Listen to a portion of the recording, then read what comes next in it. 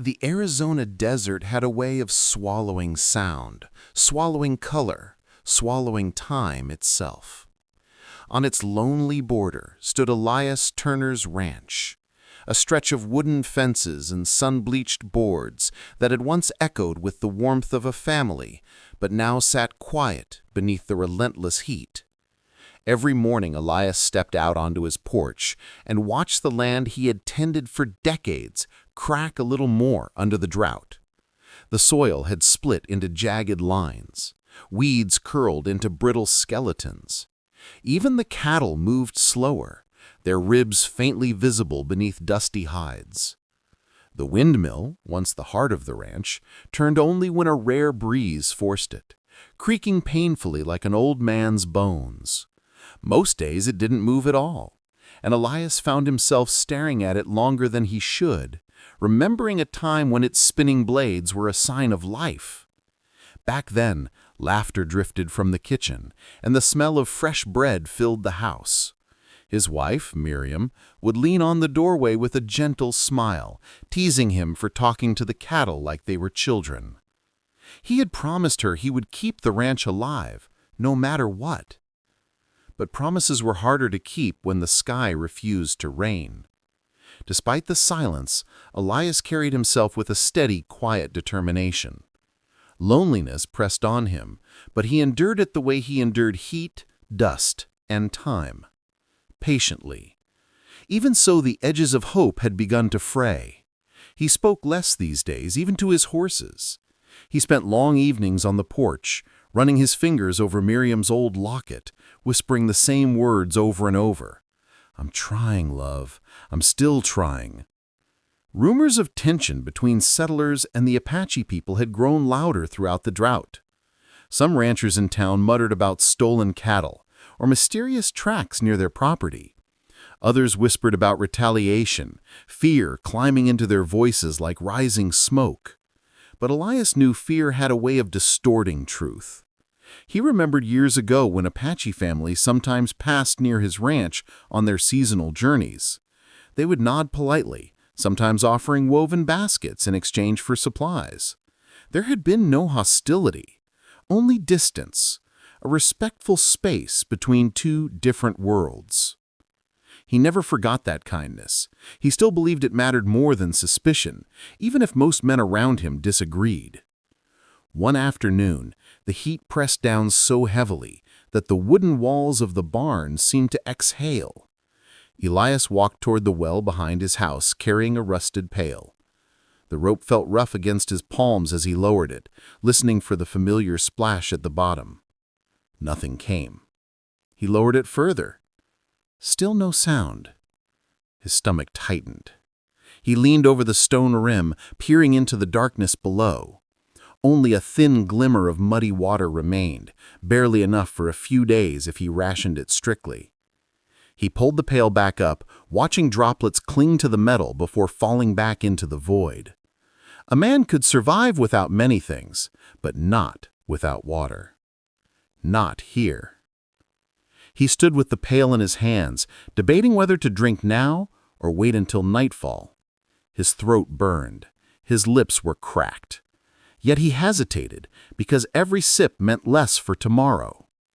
As he stood there, a whisper of wind brushed across the desert, carrying grit that pricked his cheeks. Elias looked toward the horizon and noticed the sky shifting, a faint smear of brown rising in the distance. A dust storm, slow but unmistakable, crawling across the barren flats like a living thing. He narrowed his eyes. Something else was there. Two dark shapes, moving, staggering. He wiped sweat from his brow and squinted harder. The figures were human but unsteady, their steps irregular, their bodies leaning into each gust as if they might fall. Strangers rarely wandered this far from the road, and even fewer walked during a storm. Elias felt an old instinct rise, a mixture of caution and duty. He rested his hand near the worn rifle by his porch but didn't pick it up. He had never been one to raise a weapon before raising his voice. The figures came closer, silhouettes wavering through waves of dust. Elias stepped forward, heart steady but alert. Out here, help and harm often arrived looking exactly the same until they stood close enough to see the truth in someone's eyes. And as the storm crept nearer, bringing with it the taste of sand and the promise of trouble, Elias Turner braced himself, uncertain whether what approached was danger, fate, or a chance that would change everything he thought he knew about the desert he called home. The dust storm reached the edge of the ranch with a low moan, swirling around Elias Turner as he stepped closer to the two staggering figures. The wind carried sand that stung his face and blurred the details of the strangers until they were only shapes battling against the desert's weight. Elias raised an arm to shield his eyes. He called out to them, but the storm swallowed his voice whole. Still, the pair kept walking, almost as if drawn toward the small sanctuary of the ranch by instinct alone. As they came closer, the storm thinned just enough for Elias to see their forms more clearly. Two young women, both dressed in woven skirts, leather belts, and beadwork that told him instantly who they were. Their dark braids whipped in the wind, and their steps wavered as though each foot struggled to remember the ground beneath it. They were Apache, and they were in trouble. One of them stumbled first. The other tried to catch her but nearly fell as well. Elias hurried forward, letting the storm push at his back as he reached them. The first woman lifted her head just long enough for him to see the dried dust on her cheeks, the cracked skin at the corners of her lips, and the exhaustion clouding her eyes. She tried to speak, but only a rough, broken gasp escaped. Without hesitation, Elias grabbed her arm to steady her. Her skin was scorching, far too hot for comfort. The second woman attempted to take another step toward him, but her knees buckled. Elias lunged just in time to keep her from collapsing into the sand. He didn't stop to question why they were here or what had happened to them. Survival came first. Questions could wait. He hooked his arm beneath the weaker woman's shoulders and half-carried, half-guided both of them toward the porch. Every step was a battle against the wind, but Elias bit down and pushed forward until the three of them reached the shelter of the house. As soon as they stepped inside, the noise of the storm dimmed, replaced by a quiet, desperate panting. The first woman slid down against the wall, trembling. The second woman tried to remain upright, but her body swayed like a drying leaf in the sun. Elias hurried to the counter where his water barrel sat, small, worn, and containing the last of what he had left. He paused, hand hovering over the ladle. The sight of the precious liquid pressed a heavy reminder against his ribs. That water was meant to last him days, maybe longer if he stretched it, and even then he didn't know if more would come. His well was nearly gone. Every drop mattered. He glanced back at the two women. Their lips were split, their eyes were hollow, their bodies were so drained that even fear didn't show on their faces, only the instinct to survive. He didn't hesitate a second longer. He dipped the ladle into the barrel and brought the water to the first woman, whose hands trembled as she tried to take it. "Slow," Elias whispered gently. "Not too fast. You'll make yourself sick." She obeyed, sipping as though each drop was a miracle she couldn't risk losing. The second woman's gaze followed the ladle with quiet hunger, though she kept her posture stiff, refusing to appear weak despite her condition. Elias handed her the next ladleful, and she lifted it to her lips with controlled movements. Her eyes, dark, sharp, and filled with pride, even in suffering, met his for a brief moment. She gave a small nod of acknowledgement, a gesture that carried weight far beyond words. When they had each taken just enough to steady themselves, Elias helped them sit near the hearth. The storm beat against the house, rattling shutters and sending dust through the cracks, but inside the small living room, a fragile peace settled. The weaker woman leaned her head back against the wall, her breath finally slowing. "Thank you," she whispered, her voice a rasp. Elias took a chair and sat across from them, giving them space, yet keeping a watchful eye. What happened out there? The stronger woman shook her head as though replaying the memory was painful. Dust storm, she managed. Horses, lost. Are you two sisters? She nodded. I am Naira. This is Tala. Tala gave a faint, tired smile. Her voice was softer, tinted with warmth even through exhaustion. We were riding home from the lower creek when the wind rose. It struck fast. We could not see, and the horses ran. Elias listened closely. He had lived through storms like that, storms that came roaring from the horizon with claws of sand and wind sharp enough to tear skin. Getting caught in one on foot was near death. You're safe here, Elias said. The storm will pass soon. Rest as long as you need. Tala exhaled a shaky breath and nodded gratefully. Naira's expression was guarded, her chin set in a posture that told Elias she wasn't used to relying on strangers, but she dipped her head a fraction in thanks. As the storm outside grew harsher, Elias filled a small pot with the last of his spared cooking water and set it on the stove to warm. He threw in what vegetables he had remaining, a meager mixture but enough to revive tired bodies. While the soup simmered, he watched the sisters quietly. Tala began to regain color in her cheeks. Her eyes wandered around the room, taking in Elias's simple belongings. Miriam's old quilt draped over the chair, a worn locket hanging from a nail, shelves filled with tools and small carvings Elias had made to pass time. When her gaze returned to him, she seemed curious, almost comforted by the home's humble warmth. "Do you live alone?" she asked softly. "For a long time now," Elias replied. Naira's eyes narrowed slightly, not in suspicion but in study. She was assessing the kind of man who would hand strangers his last water without asking anything in return. Her voice came low, steady. "Why help us? Many settlers would not." Elias stirred the soup, letting the question sit in the space between them. He could have answered with something simple, but instead he spoke with plain honesty. "Because you needed help, and because I've seen enough years to know that turning away from someone dying of thirst, that's not something a decent man can do." The sisters exchanged a glance, a silent conversation spoken in the bond of family. When the soup was ready, he ladled it into bowls and set them on the small wooden table. Tala moved slowly to sit, still recovering. Naira helped her before taking her own seat, her posture straight, even in weariness. As they ate, the storm began to fade. The wind softened. Dust settled. The land returned to its quiet, breathless stillness. Tala lifted her head after a few bites, tears gathering in the corners of her eyes, not from sadness, but from the shock of finally feeling safe. We owe you our lives," she murmured.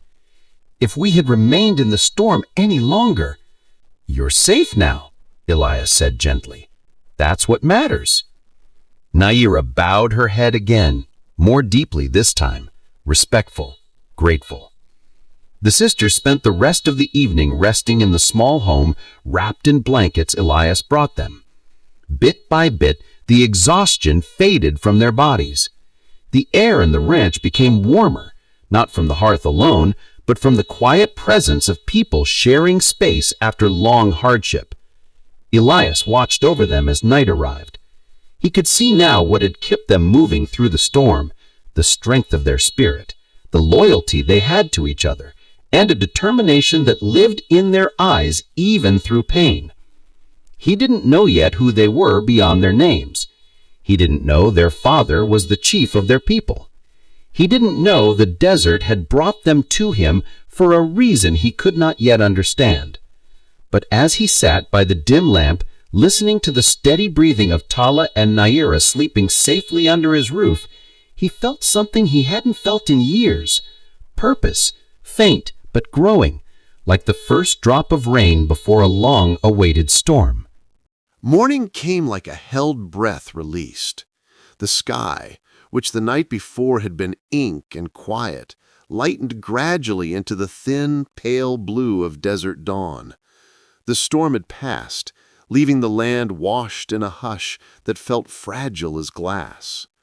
Inside the house, Elias woke to the sound of clinking metal and soft movement. He rose on old knees and padded through the room where the two women slept, their faces calmed by sleep's temporary surrender. For a moment, he simply watched them. Tala's hand curled against her chest, Naira's jaw relaxed for the first time since she had staggered through the doorway. He had not expected to feel responsible in such a deep human way. He had only meant to help. Yet responsibility had taken root in him the way rain might root a seed that had long lain dormant. He moved outside to check the animals, to let the familiar routine settle his mind. The cattle stood listless in a field stitched with cracks. The windmill creaked, but did not catch the breeze. A rooster, thin and proud, gave a single dry cry. Elias filled a pail with the last of the water he had rationed through the night, then paused on the porch. He could have sent the women on before daylight, sent them back to wherever they belonged, and tried to close the small loop of danger their presence created. Instead, he lingered, thinking of how Miriam would have scolded him for being soft-hearted in a world that rewarded hardness. His fingers brushed the wood of the porch railing, and he felt the familiar ache in his chest, the ache of a man who had loved and lost and kept loving anyway. He stepped back inside. The two women were awake, moving slowly, hands to their mouths as if tasting the world anew. Tala's eyes lingered on the kettle on the stove. Naira sat up straighter than either the morning or her weariness warranted, and when Elias offered a cup of watered-down coffee and the remainder of a biscuit, both accepted it with an economy of motion that betrayed their continued exhaustion.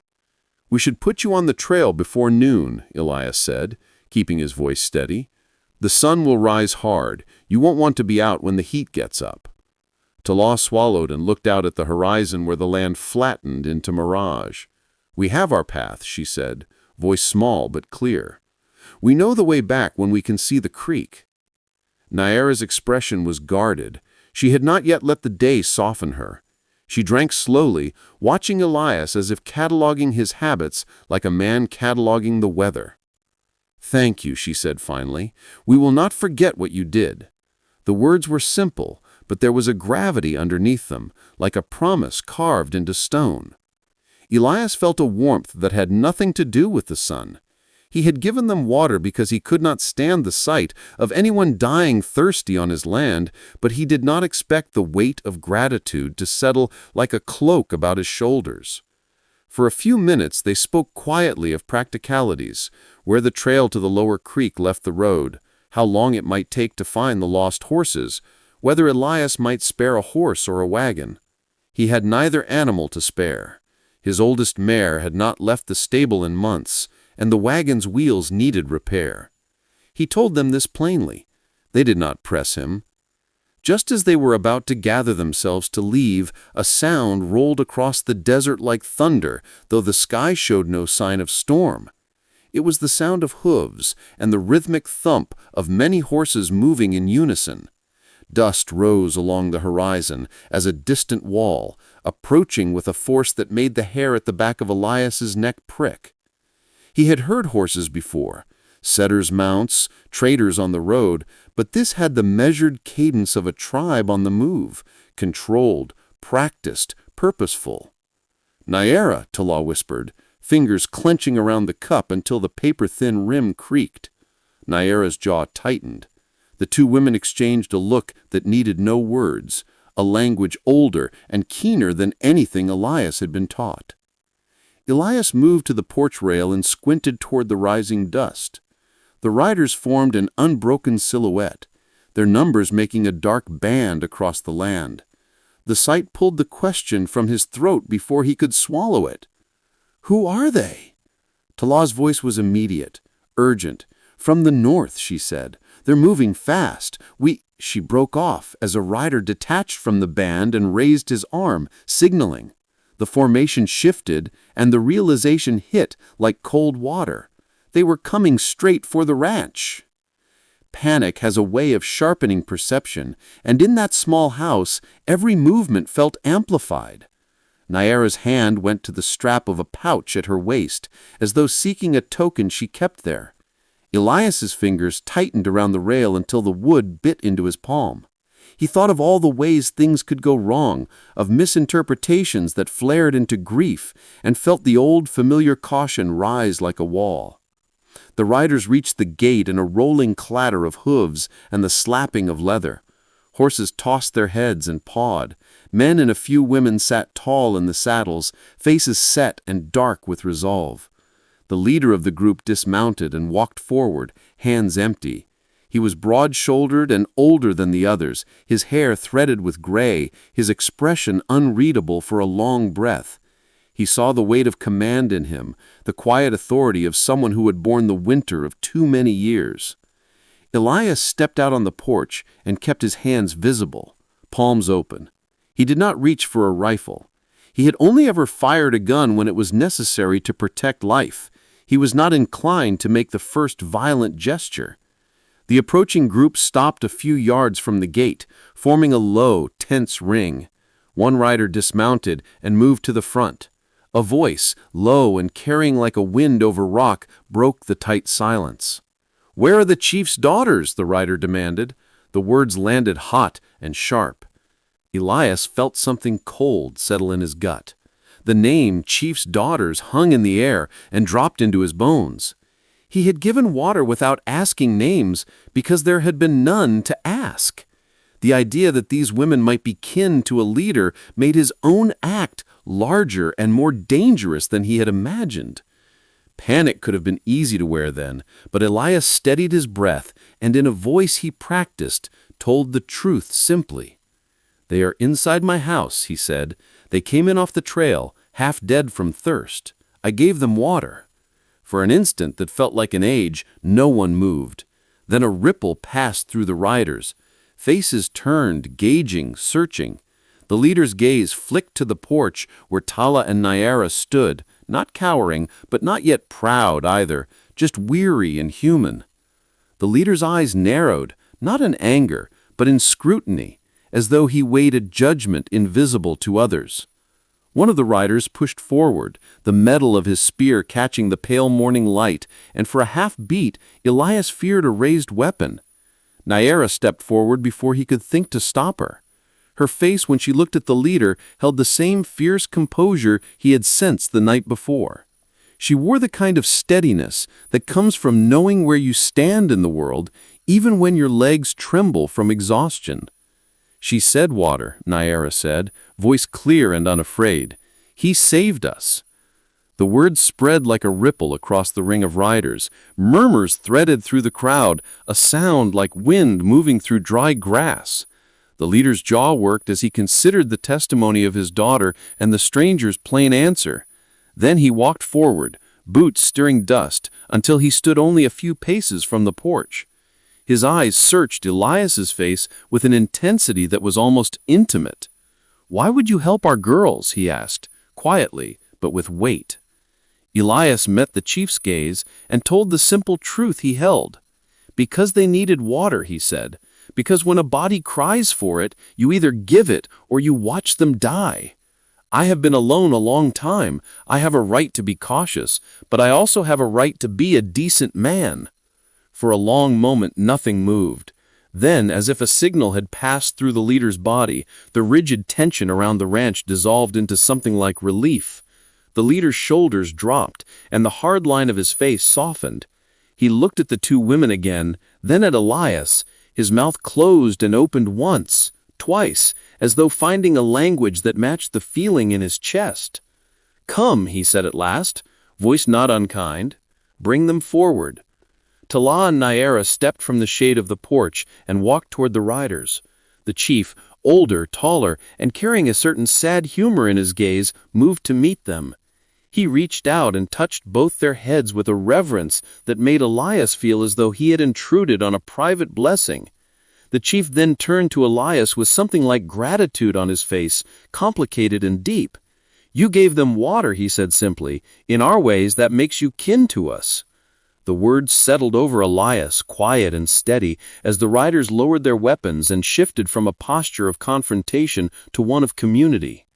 The transformation was not theatrical. It was the slow unfastening of something knotted tight too long. For Elias, it felt like the desert's brittle silence breaking into a speech of its own. He watched as the chief gestured to his people, to his daughters, and then to the land. The fences that had once felt like a border now seemed like an invitation in the making. It was a small thing, water, but small things, he had learned, carried the heft of tides. When the riders remounted and the chief nodded toward the horizon, he did not know yet whether this beginning would last. He only knew the truth of that morning. The sun rose higher over the desert as the Apache riders settled around the ranch. What had begun as a tense confrontation now shifted into something Elias could hardly comprehend. The air still held the echo of hooves and the heat of fear, but the hard edges of the moment were softening. The chief stood beside his daughters, speaking with them in low voices that carried warmth and reprimand in equal measure. Tala leaned close to her father, tears gathering beneath her lashes, while Naira kept her chin high, trying to hide the trembling in her limbs. Elias watched from the porch, his hands loosening from the tension that had been locked into his knuckles. He expected the riders to take the sisters and leave, perhaps with a curt nod or a silent passing glance. But instead, the chief turned, looking back toward the ranch, his expression unreadable. The chief raised his hand, and several riders dismounted, moving toward the well with barrels slung on their horses. Elias blinked, unsure if he understood what he was seeing. One of the riders loosened the cork from a large container and poured a cascade of clean water into the well's mouth. Another did the same, and another. It took Elias a full moment to realize what was happening. They were refilling his well. They were giving back to him the very lifeblood of the desert he had given to their daughters. The chief approached the porch with slow, steady steps. "Water returned," he said, "for the water you gave." His voice was deep and melodic, carrying both gratitude and authority. Elias shook his head slightly. "I didn't help them to get anything in return." The chief studied him with a gaze that saw through intentions like heat sees through haze. "A man does not give his last water without accepting the risk of death," he said. "That is a deed worth honoring." Elias had no answer to that. Instead, he nodded once, humbled in a way he had not felt in decades. The riders worked with surprising coordination, forming a line to carry tools, wood, and canvas from their packs. A handful of them began to repair the windmill without being asked. Others reinforced the fences, where drought and time had eaten away at the posts. Elias stepped forward to protest. He could not ask them to fix his ranch, but the chief raised a hand and stopped him. "Let them work," he said. "This is our way of closing the circle." Tala appeared beside Elias, her posture softer than it had been earlier. She watched the riders restoring the ranch, her expression filled with something like pride. "Our people return what is given," she said gently. "Kindness is not forgotten." Elias swallowed a lump he didn't realize had formed in his throat. The sight of these strangers, once feared, now friends, repairing the ranch with sure hands and purposeful steps, stirred something inside him he had long thought dead. The ranch had been dying for months, falling apart piece by piece as his own strength waned. Watching those repairs was watching hope come back to life. While the riders worked, a young man named Lucas Miller approached the ranch from the East Trail. Lucas was a ranch hand from a neighboring property, known for his easy smile and good nature. He had planned to check on Elias after the storm, having grown fond of the old man over the last few years. Upon seeing the riders and the bustle of activity, he froze for a moment, caught between caution and curiosity. Tala noticed him first. Her eyes flicked toward Lucas with a touch of surprise, then curiosity, then something Elias could not quite name. Lucas dismounted carefully, raising his hands in a gesture of peace. "Morning," he said cautiously. "Did I wander into a town meeting I wasn't invited to?" His voice carried a mix of humor and genuine confusion. Tala blinked, clearly startled by the unexpected levity, and a soft laugh escaped her before she could stop it. Naira glanced at her sister with raised eyebrows, as if to say, "You laugh at this stranger now?" Elias stepped in before any misunderstanding could arise. "This is Lucas. He helps out around here when my knees don't feel like doing their job." Lucas gave a small bow toward the chief. "I mean no trouble, just making sure Elias survived the storm." The chief eyed him, then nodded once. "All who come in peace are welcome." Tala studied Lucas openly now, her earlier exhaustion replaced with a spark of life. There was something about Lucas, perhaps his open manner, or the unguarded sincerity in his face, that drew her attention. Lucas, feeling the weight of her gaze, straightened his shirt and gave a polite, somewhat shy smile. Elias watched the exchange with the quiet amusement of a man who had lived long enough to recognize the subtle beginnings of interest between two young people. As the day progressed, the ranch transformed under the hands of the Apache riders. Loose boards were replaced, the barn roof straightened, and the well filled to the brim with clean water that shimmered beneath the desert sun. Elias found himself overwhelmed by the sudden return of life to his land. He had forgotten the feeling of a place full of movement, voices, and purpose. He had forgotten what it meant to have company beyond the whispers of wind and the creaking of old wood. Tala and Naira moved between the riders, offering help where they could, despite their recent exhaustion. Naira carried tools and supplies with her usual determination, refusing to appear weak in front of her people. Tala, meanwhile, found herself drifting subtly toward wherever Lucas happened to be, sometimes to ask a question, sometimes to offer a hand, and sometimes simply because she seemed drawn to him. Lucas matched her curiosity with quiet respect, never overstepping, always speaking with gentleness. Their interactions were brief, but unmistakably warm. Elias sat on his porch at one point, watching the scene unfold, watching life breathe back into a place that had felt close to dying. The chief sat beside him, legs stretched out, arms folded comfortably. For a moment they did not speak, simply observing the harmony of two worlds working side by side. "Your daughters are strong," Elias said. "Yes, stronger than they know," the chief replied. His eyes softened as he watched Tala laugh at something Lucas said. "And sometimes strength shows itself in unexpected ways." Elias felt the weight of those words, felt the deeper meaning that stirred beneath them. The chief glanced sideways at him. "You live alone," he said, not as a question, but a statement. "I do," Elias replied. "Then perhaps today changes that. Sometimes the desert takes everything from a man. Sometimes it gives something back." Elias looked at the newly repaired fences, the water-filled well, the people working together, Tala and Naira laughing beside Lucas, and he felt something shift inside him. A new beginning, not one he had asked for, but one he needed.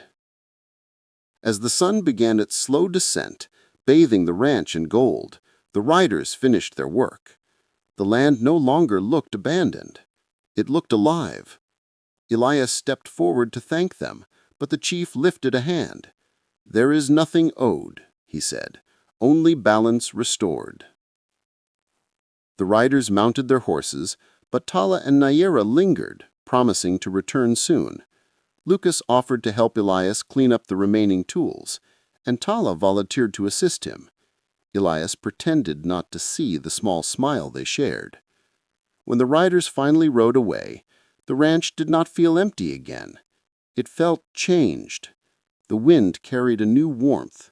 The fences stood straighter, and the well brimmed with life. Elias exhaled slowly, the weight of years lifting from his shoulders. That night, as he sat beneath the vast desert sky, he realized that the world, even in its harshest corners, still had a way of giving back to those who gave without expecting anything in return. And as he closed his eyes, listening to the quiet hum of a ranch reborn, he understood that this day was not the end of anything. It was the beginning of something he could not yet name, but could already feel growing, steady and promising, like water rising from the earth after a long, long drought. In the end, the desert that once tried to take everything away from Elias Turner became the place where hope quietly returned. Through courage, kindness, and the simple act of offering his last water, one old rancher bridged two worlds and changed the future of his lonely ranch forever. Some stories remind us that even in the harshest places, compassion can bloom like a flower after rain, and love in all its forms has the power to heal, unite, and breathe life back into a fading heart. If this heartwarming Wild West tale touched your heart, don't forget to subscribe to Wild West Love Chronicles. Join us for more stories filled with courage, unexpected bonds, and the kind of frontier romance you won't find anywhere else.